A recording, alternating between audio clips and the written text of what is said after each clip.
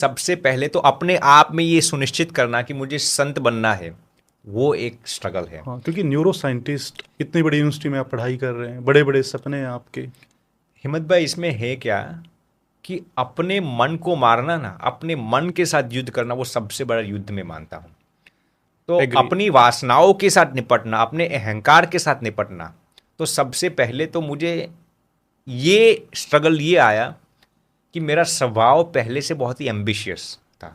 Type A personality जिसको हम psychology में कहते हैं, कि मुझे कुछ बड़ा करना था। मैंने जैसे आपको पहले बताया, मैंने गृहस्थाश्रम में ये सोच रखा था कि मुझे अच्छे मेडिकल फील्ड में जाकर खूब डॉलर्स कमाने हैं, खुद साइड में मेरे मॉडल्स का भी बिजनेस करना है, खूब पैसे कमाना है, खूब अमीर बनना है।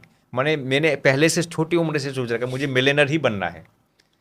तो ये सब एम्बिशंस को खत्म करना, ये छोटी सी चीज में नहीं मानता। बहुत बड़ी बात। तो ये भगवत कृपा से ही भगवान ने हमें ये मार्ग दिखाया कि नहीं, तुझे संत बनना है। तो सबसे पहले तो अपने एम्बिशंस को मार देना, वो मेरे लिए सबसे बड़ा चैलेंज था।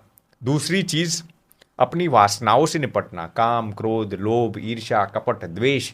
संत बनने के बाद आपको इन सब का त्याग करना पड़ता है। ये दूसरा चैलेंज था। जब हमने ये सुनिश्चित कर लिया कि मुझे संत ही बनना है, फिर अपने माता पिता को ये बात कैसे समझाए, वो मेरे लिए इससे भी ज़्यादा सबसे बड़ा चैलेंज था जी। क्योंकि इंसान अपने आप के साथ शायद समझौता कर लेता है, लेकिन अपने करीबी लोगों को कैसे समझाए वो। ट्रू। क्योंकि एक माता के लिए तो अपना बेटा ही सब कुछ होता है। ट्रू। एक माता जानती है कि जिस बेटे को उन्होंने जन्म दिया है, उसका त्याग करने में कितना बड़ा त्याग होता है। तो मेरे लिए ये त्याग करना, मैं मानता हूँ, सरल था।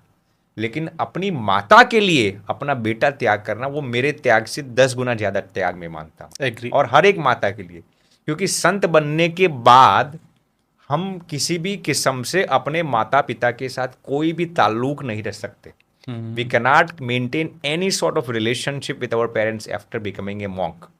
ये हमारे संतों और सन्यासियों का ये नियम होता है।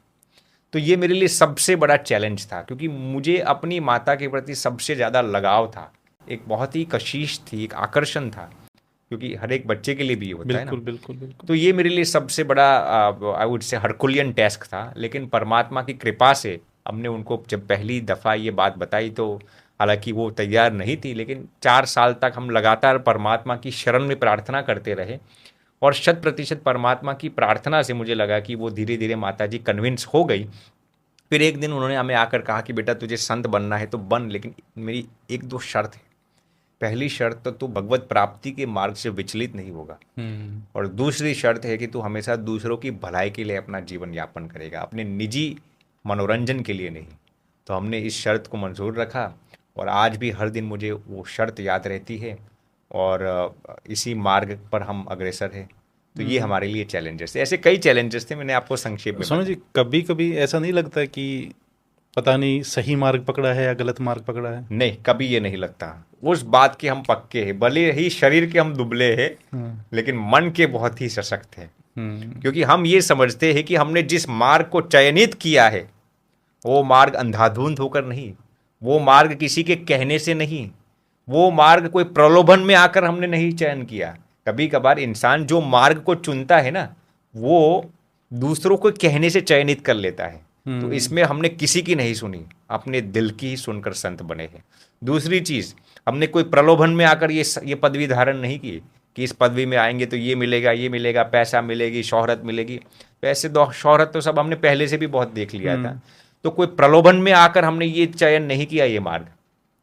तीसरी चीज, न तो हमने कोई ऐसे दबाव में आकर किसी के कहने से ये प्रलोभन में आ गए या फिर ऐसा चयनित कर लिया, ऐसा नहीं है। ये परमात्मा की कृपा से हमने 4 साल कंटेम्पलेशन किया अपने जीवन पर, और फिर 4 साल के बाद जब अंदर से ये आवाज़ आई और ऐसे दिव्य अनुभूतियाँ हुई, फिर हमने इस मार्ग को चयनित किया। तो अभी न तो दिन में, न तो रात में, ना ही शहर में जब जाते हैं और जब गांव में विचरण करते हैं, देश में जाते हैं या विदेश में जाते हैं, कभी भी इस 21वीं शताब्दी के चकाचौंध को देखकर भगवत कृपा से कभी भी ये संकल्प भी नहीं हुआ कि हम इस मार्ग में गलत आ गए। और आजीवन इस मार्ग को भगवत कृपा से, आप जैसे भागवतों की कृपा से, हम इस मार्ग को और भी प्रशस्त करते रहेंगे।